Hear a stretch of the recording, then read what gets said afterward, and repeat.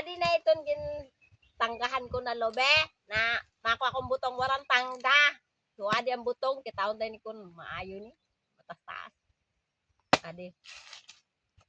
Ay merindala namon kay wala kami dimpan. So ano na lang butong. Kaya adi kami sa bukid para merindalan.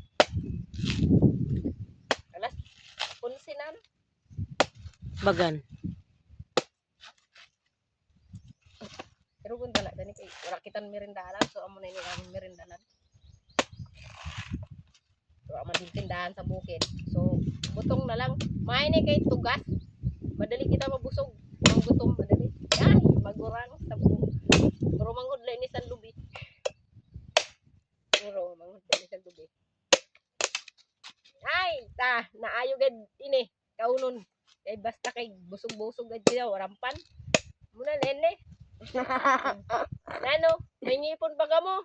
Ako wala na ho. Diba? Kulang. Pero maayo ni kay madali mabusog. Ako na yun naman.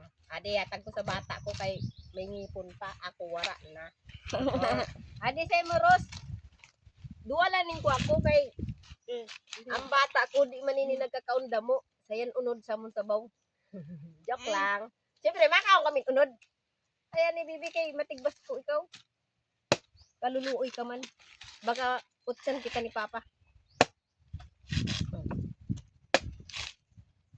Namin pag wala adikit sa bukid, wala kitampan, butong na lang merendal. Pero dapat kung tugas na.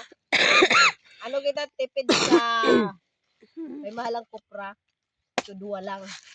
Ay, ang dadamo, nasubrahan man. Basta urita na kitang tagiya. Dapat pag magkuha ka mo sa butong, di man ton yumok-yumok kay magastos ka mo sa butong.